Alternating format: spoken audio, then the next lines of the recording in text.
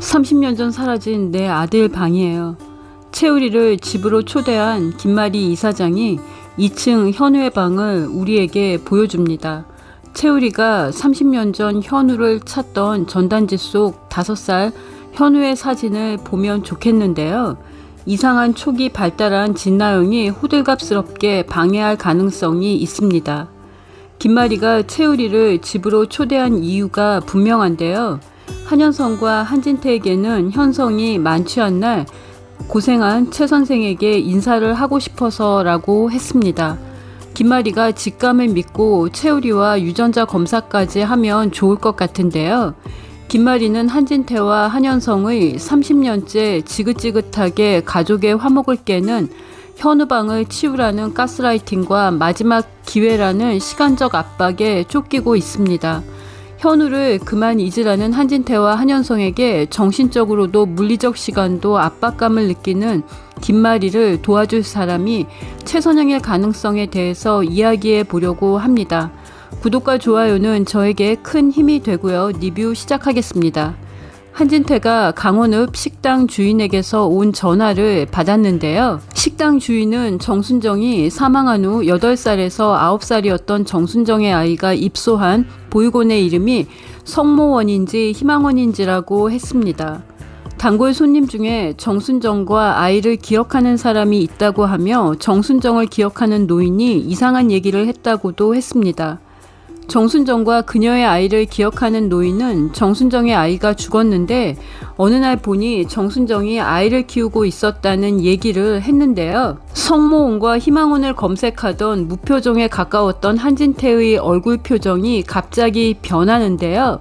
언뜻 봐선 확실하게 웃는다는 느낌을 받기 어려운 미소를 지었습니다. 정순정? 아이가 죽었다고? 현우가 죽었다는 건가? 한진태가 현우가 죽었다고 생각해서 미소를 지은 거라면 섬뜩한 악마의 미소를 지은 건데요.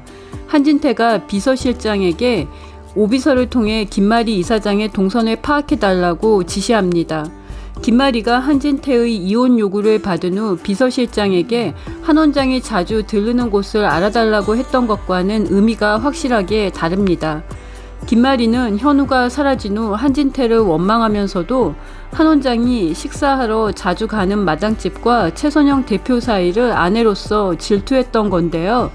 한진태는 비서실장에게 김마리 이사장이 정신적으로 문제가 있고 더 악화되고 있다고 모함하면서 남편인 내가 알아야 한다고 거짓말하며 동선을 알려달라고 했습니다.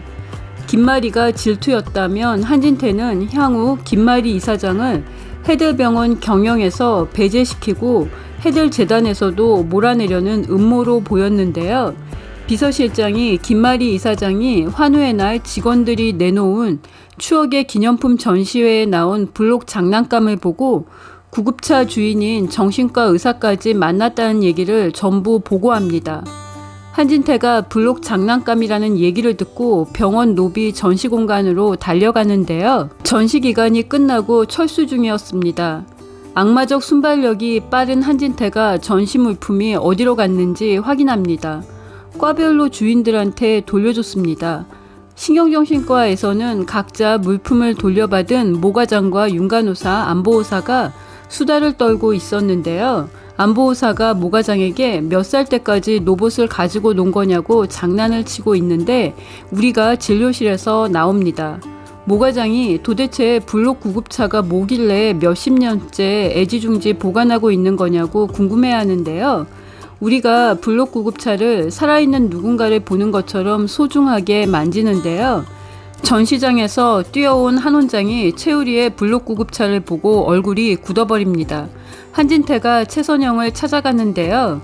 25년 전에 해들 요양병원에서 같은 방을 쓰던 환우 정순정의 아들이 우리였고 우리는 가슴으로 낳은 아이라는 이야기를 듣는데요. 한진태는 충격으로 마시던 차를 쾅소리가 나게 내려놓아요. 최선영이 김마리 이사장에 이어 한진태 원장까지 찾아와 블록 장난감 주인인 채우리에 대해 입양 과정까지 확인하고 가자 의문을 가지게 될 것으로 예상합니다. 김마리 이사장은 눈물이 그렁그렁한 얼굴로 채우리가 선영의 친자인지 확인했었고요. 김마리가 현우라는 생각이 자꾸만 드는 채우리와 유전자 검사를 해보면 좋겠는데요. 한진태가 채우리와 김마리의 유전자 검사를 할 가능성이 높아졌습니다. 한편 채우리가 현우 방을 두 번째로 본 이후 악몽에 시달리는데요. 채우리가 현우의 기억을 찾는 과정일 것으로 예상이 되고요. 채우리가 악몽 속에서 한진태 원장을 볼 가능성이 있습니다. 악몽을 꾸고 우는 채우리를 진수지가 안아주는데요. 김마리 이사장에 이어 한진태 원장까지 채우리가 30년 전에 사라진 김마리의 아들 현우일 가능성에 대해 확인을 하고 가자 마당집 식구들의 예리한 촉이 채우리에게 향할 것 같은데요. 최선영이 이 같은 병실을 쓴 정순정에 대한 다른 기억이 없는지 일기장도 다시 읽어보고 우리를 입양할 때 수녀님이 정순정과 아이에 대해 기억하고 있는 건 없는지 확인도 하고 아이들에게 맛있는 음식도 해먹이려고 성모희망원에 봉사하러 갈 것 같습니다. 성모희망원에서 한진태와 김마리, 최선영이 3자 대면을 할 가능성이 보이는데요. 채우리의 두 엄마 최선영과 김마리가 한진태의 음모를 함께 막아낼 것으로 예상합니다. 구독과 좋아요는 큰 힘이 되고요. 저는 또 다른 리뷰로 돌아오겠습니다. 시청해주셔서 감사합니다.